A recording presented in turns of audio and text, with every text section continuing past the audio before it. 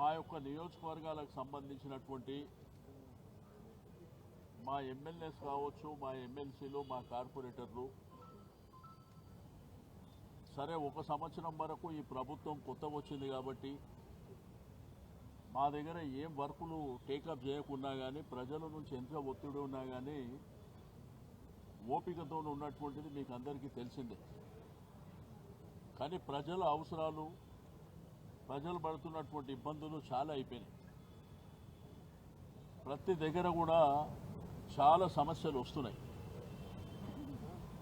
ఒకటి road connectivity విషయంలో కానివ్వండి, వైకుంఠ ధామాలు కానివ్వండి, శానిటేషన్ వెహికల్స్ లేకపోవడం కానివ్వండి, గడిచిన 6 మాసాల నుంచి స్ట్రీట్ లైట్స్ మినిమం మెయింటెనెన్స్ లేకుండా ఇబ్బందులు పడుతున్నటువంటి అంశాలు కానివ్వండి, ఈ ముసారాబాద్కు సంబంధించి ఆ ఫ్లైఓవరు చాలా ప్రధానమైనటువంటిది. మీరందరూ చూసారు, చేనంబర్ దగ్గర వర్షాలలో ఆ ముసారాబాగు ఏదైతే అంబర్పేట్ టువర్డ్స్ ముసారాబాగ్ దిల్సునార్ పోయేటువంటి ఆ యొక్క నాలా మునిగిపోయిన పరిస్థితిని మనం చూసినాం.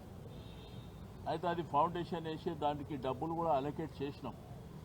నీకు ఎస్ఆర్డిపి, సిఆర్ఎంపీ నుంచి కూడా కోట్లాది రూపాయలు ఖర్చు పెట్టి హైదరాబాద్ అద్భుతంగా ఉండాలి, హైదరాబాద్ ప్రజలకు అన్ని అవసరాలు తీర్చాలన్న ఉద్దేశంతో మీకు బస్ మేలు కానివ్వండి, అదేవిధంగా పార్కులు కానివ్వండి, ఫ్లైఓవర్లు, అండర్ పాస్ ఈ కార్యక్రమాలన్నీ చేపట్టడం జరిగింది.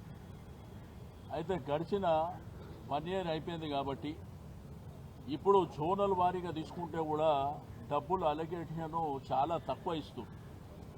దానివల్ల మాకేమో ఇబ్బందులు, ప్రెజర్స్ ఎక్కువైనాయి. కాబట్టి ఈరోజు మేమందరం కలిసి మున్సిపల్ కమిషనర్ గారికి 3 గంటలకు కలుస్తామని చెప్పి వారికి ఇన్ఫామ్ చేయడం జరిగింది.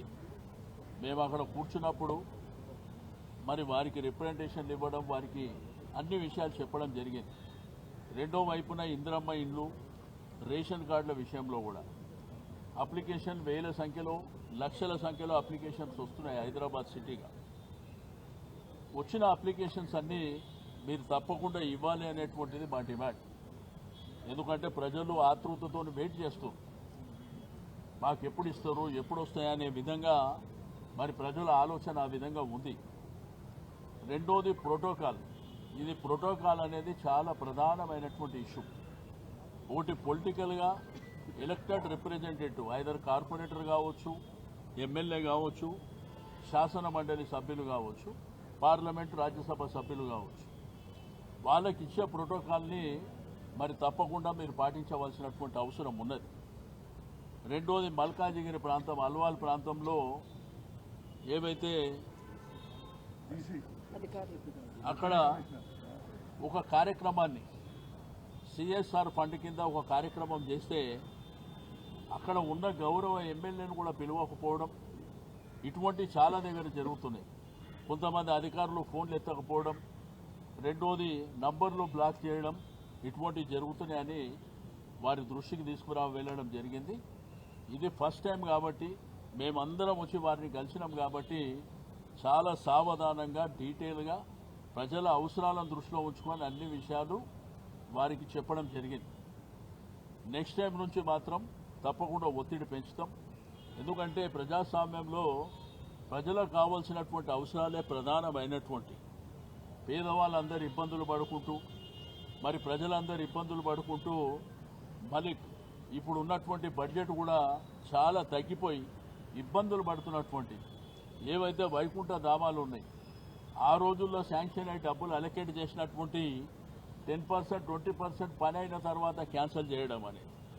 మా దగ్గర ఫతేనగర్ బీచ్, అదేవిధంగా Sanath Nagar industrial under pass ఒకటి 100 కోట్ల రూపాయలతోని ఫౌండేషన్ వేసి కొంత వర్క్ స్టార్ట్ చేశారు. ఇప్పుడు అవన్నీ ఎక్కడ వేసినా గొంగలు అక్కడ అనే విధంగా ఉన్నాయి. అట్లా చాలా పనులు ఉన్నాయి, ప్రతి నియోజకవర్గంలో చాలా పనులు ఉన్నాయి. కాబట్టి మేము ఇప్పటి వరకు బాధ్యతగా అందరం కూడా ఒక రెస్పెక్ట్గా ఉండాలనేటువంటి ఉద్దేశంతో ఎక్కడ కూడా మా నియోజకవర్గాలలో గొడవల జోలికో లేకపోతే అక్కడ కార్యక్రమాలు జరిగేటప్పుడు ఇబ్బందులు పెట్టేటువంటి కార్యక్రమాలు చేయడమో ఇవన్నీ మేము చేయలే ఇప్పటి వరకు. కాబట్టి దయచేసి మేము జిహెచ్ఎంఈకి సంబంధించినటువంటి కమిషనర్ గారికి అన్ని రిప్రజెంటేషన్ ఇచ్చినాం. తప్పకుండా వీలైనంత తొందరలో మేము ఇచ్చినటువంటి రిప్రజెంటేషన్లకు మీరు చేస్తారా చేయరా, చేయకపోతే ఎందుకు చేయలేకపోతుర్రు, చేస్తే ఏమేమి కార్యక్రమాలు చేస్తారో ఆ కార్యక్రమాన్ని వెంటనే చెప్పాలని వారికి చెప్పినాం. అదేవిధంగా మా కార్పొరేటర్లు మండే ట్యూస్డే ఈ 2 రోజులల్లా ఏదో ఒక రోజు వాళ్ళందరికీ టైం ఇవ్వమని చెప్పినాం. అదొకటి. రెండోది, కౌన్సిల్లో మా కార్పొరేటర్ మెజారిటీ ఉన్నటువంటి పార్టీ మాది. దీంట్లో మా క్వశ్చన్సే తీసుకోరని చెప్పి మా కార్పొరేటర్లు ఇప్పుడు చెప్తున్నారు. ఒకవేళ మా క్వశ్చన్లు తీసుకోకపోతే వాళ్ళ హౌస్ నడిపేయగలుగుతారా? ఉన్న సంఖ్యనే మాది. కాబట్టి ఏదైనా కానీ రాజ్యాంగ పరిధిలో పద్ధతి ప్రకారం పోవాలనేదే మా యొక్క రిక్వెస్ట్. కాబట్టి మీకు మీడియా ద్వారా ప్రజలకు కూడా తెలియజేసేది ఒకటే, తప్పకుండా ప్రజల పక్షాన మేము ఉంటాం. ఇంకా చాలా అంశాలు ఉన్నాయి. మా గౌరవ ఎమ్మెల్యేలు అందరూ కూడా మాట్లాడి, అందరూ కూడా వారి వారి నియోజకవర్గాలకు సంబంధించినటువంటి అంశాలు, జనరల్గా ఉన్నటువంటి అంశాలు కూడా మరి అందరూ మాట్లాడటం జరిగింది. కాబట్టి ఇది ఫస్ట్ టైం కాబట్టి మేము వచ్చింది రిప్రజెంటేషన్ ఇవ్వడానికి. కాబట్టి నెక్స్ట్ టైం వచ్చినప్పుడు మరి తప్పకుండా చాలా అంశాలు ఉన్నాయి. అవన్నీ డీటెయిల్గా ఒక్కొక్క నియోజకవర్గానికి సంబంధించి డీటెయిల్గా మాట్లాడి ఆ పనుల విషయంలో తప్పకుండా ఒత్తిడి పెంచుతాం. అసలు సబ్జెక్టే ఇక్కడ అది కాదు. నేనేమంటున్నా సత్యనారాయణ గారు మేమే ఇప్పుడు మీకు ఏది అవసరం ఉంటుందో అదే కావాలనుకుంటూ కూడా మేము చెప్పం. నేనేమంటున్నా, అది ఇప్పుడు మేము ఎమ్మెల్యేలను కలిసింది కమిషనర్కు ఒక సబ్జెక్ట్, అది వేరే ఫామ్ ఉంటుంది. సాటర్డే నాడు మీటింగ్ ఉన్నది, అది వేరే ఫామ్లో చెప్తాం.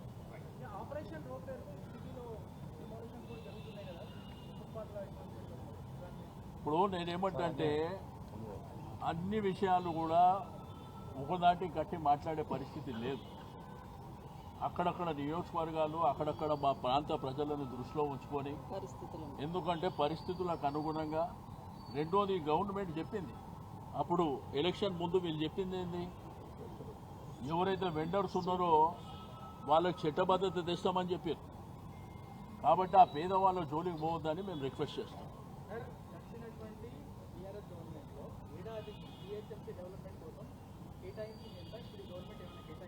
ఇప్పుడు గవర్నమెంట్ లెక్కలు నేనేడికని తెచ్చి చెప్పాలి బాస్, ఉండొచ్చు. ఇప్పుడు లెక్కలన్నీ ఇక్కడనే ఉంటాయి కదా, మీరు తీసుకోండి. మేమేం ఖర్చు పెట్టినామో, ఏడాదిలో వాళ్ళేం ఖర్చు పెట్టారు, వాళ్ళ దగ్గర లెక్కలు ఉంటే తీసుకోండి. ఎన్ని రోడ్లు వేసినాం, ఎన్ని అండర్ పాస్, ఎన్ని స్కైవేలు కట్టినాం,